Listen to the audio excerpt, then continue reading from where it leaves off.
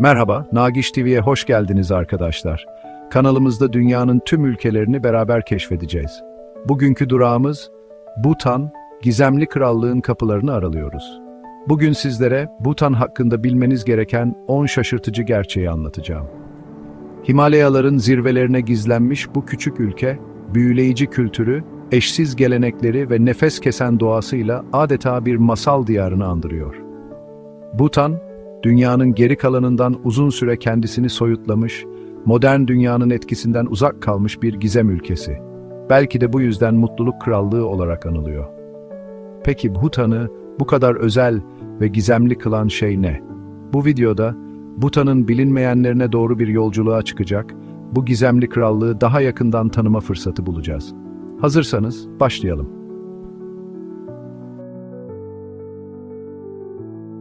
Bhutan'a ilk bakış, konum, nüfus ve yüz ölçümü. Bhutan, Güney Asya'da, Himalayaların doğu ucunda yer alan küçük bir kara ülkesidir. Kuzeyde Çin'le, güneyde Hindistan arasında sıkışmış bir cennet köşesi diyebiliriz. Yaklaşık 800 bin kişilik bir nüfusa sahip olan Bhutan, yüz ölçümü açısından da oldukça küçük. Toplamda 38.394 kilometrekarelik bir alanı kaplayan ülke, coğrafi olarak Türkiye'nin yaklaşık yarısı kadar. Ancak Bhutan'ı bu kadar özel kılan şey, büyüklüğü değil, eşsiz kültürü ve doğası. Şimdi Bhutan'ın kalbine doğru yolculuğumuza devam edelim ve bu gizemli ülkenin resmi dili ve para birimini keşfedelim.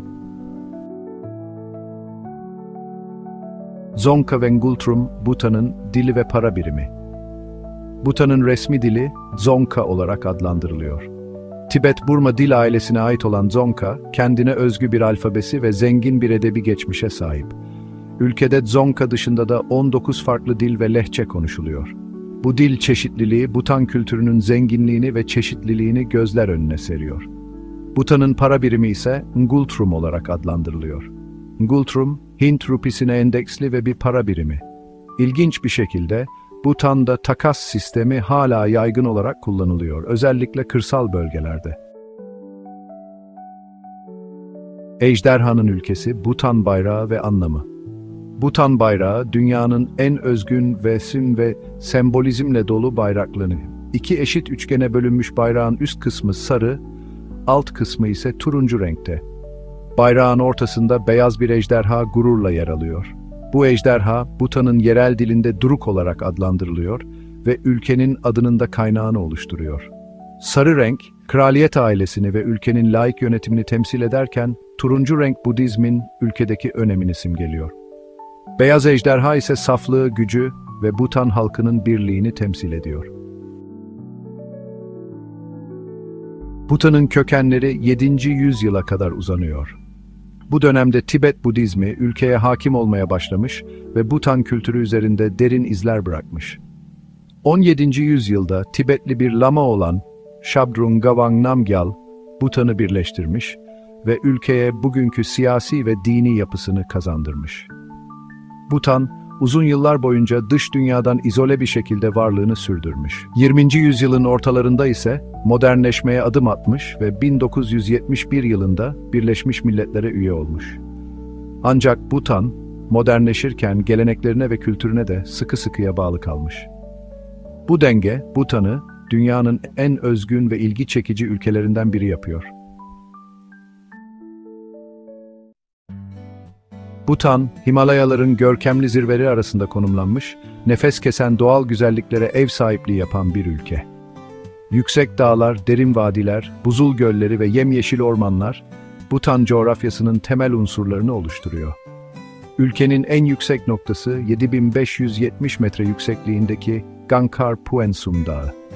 Bu dağ, aynı zamanda dünyanın tırmanılmamış en yüksek dağı olma özelliğini taşıyor. Bhutan'ın başlıca nehirleri arasında Wangchu ve Mochu bulunuyor. Bu nehirler sadece ülkenin su ihtiyacını karşılamakla kalmıyor, aynı zamanda muhteşem manzaralar da sunuyor. Doğal güzellikleriyle büyüleyen Bhutan, doğa tutkunları ve fotoğrafçılar için adeta bir cennet. Bhutan'ın geçim kaynakları. Bhutan ekonomisi büyük ölçüde tarım, ormancılık ve hidroelektrik enerjiye dayanıyor.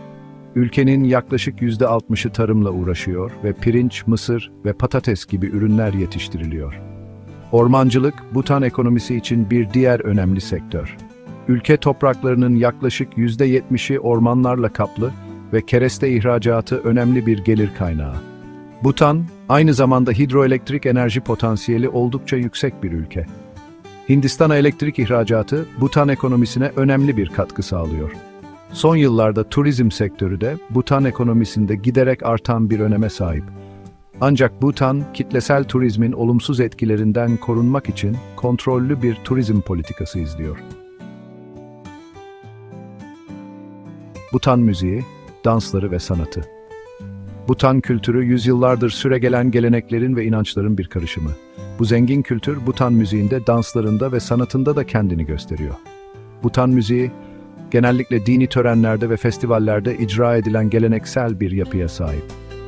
Geleneksel Bhutan enstrümanları arasında drumyen, ling ve chiwang yer alıyor. Bhutan dansları da oldukça renkli ve enerjik. En bilinen Bhutan danslarından biri olan Cham dansı, dini hikayeleri ve mitleri canlandırmak için maske ve kostümler kullanılarak icra ediliyor. Bhutan sanatı ise genellikle Budist temalarını işliyor. Thangka adı verilen Budist resim sanatı, Bhutan'da oldukça gelişmiş bir sanat dalı. Bhutan mutfağı. Bhutan mutfağı, Tibet ve Hindistan mutfaklarından etkilenmiş, kendine özgü lezzetlere sahip bir mutfak. Bhutan mutfağının en belirgin özelliği ise acı yemeklerin yaygın olması.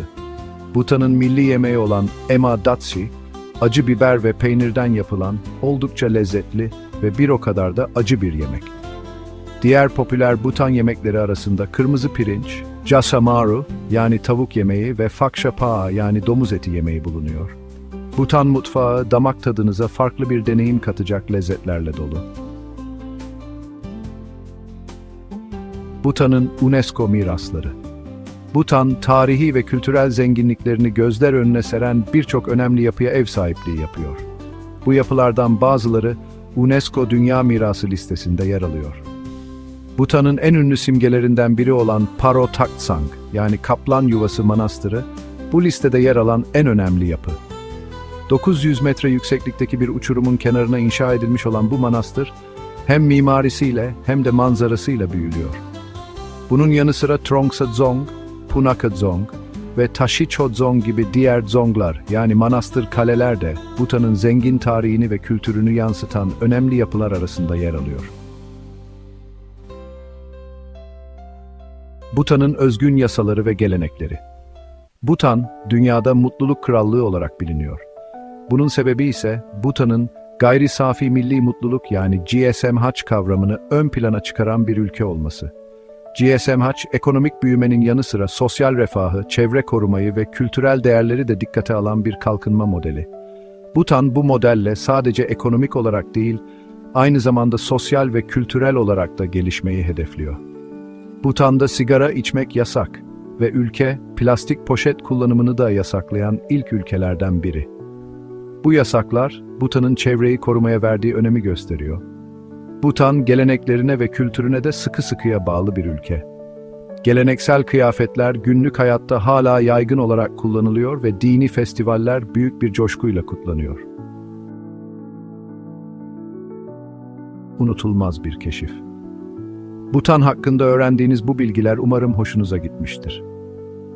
Himalayaların zirvelerine gizlenmiş bu küçük ülke, eşsiz kültürü, büyüleyici doğası ve mutluluğu ön planda tutan yaşam felsefesiyle dünyanın geri kalanına ilham vermeye devam ediyor. Bhutan sadece bir seyahat noktası değil, aynı zamanda farklı bir yaşam biçiminin, birbirine saygı ve doğayla uyum içinde yaşamanın mümkün olduğunu gösteren canlı bir örneği. Umarım bir gün siz de bu gizemli krallığı kendi gözlerinizle görme fırsatı bulursunuz. Daha fazla video için Nagish TV kanalımıza abone olmayı unutmayın. Kanalımızda dünyadaki tüm ülkeleri beraber keşfedeceğiz. Görüşmek üzere. Evet arkadaşlar, büyüleyici Bhutan Krallığındaki yolculuğumuzun sonuna gelirken oraya nasıl gidebileceğimizden bahsedelim. Bhutan'ın ulusal havayolu şirketi olan Druk Air, ülkeyi Hindistan, Bangladeş, Tayland ve Nepal gibi komşu ülkelere bağlıyor. Bu ülkelerde bulunan Bhutan kraliyet elçiliklerinden vize alabilirsiniz. Bhutan, kendine özgü kültürünü ve çevresini korumak için sınırlı bir turizm politikası izliyor. Bu nedenle turistlerin seyahatlerini devlet onaylı seyahat acenteleri aracılığıyla rezerve etmeleri gerekiyor. Ayrıca ziyaretçilerin Bhutan hükümeti tarafından belirlenen günlük bir ücret ödemeleri gerekiyor. Bu ücret konaklama, yemek ve lisanslı bir tur rehberini kapsıyor. Yani keşif gezimiz sizi etkilediyse, seyahatinizi planlamaya başlayın ve Bhutan'ın büyüsünü bizzat deneyimleyin. Unutmayın, Bhutan'a yolculuk, varış noktasının kendisi kadar eşsizdir. Bu unutulmaz keşifte bize katıldığınız için teşekkürler. Dünyanın dört bir yanından daha fazla macera için Nagish TV'ye abone olmayı unutmayın. Bir sonraki sefere kadar, hoşça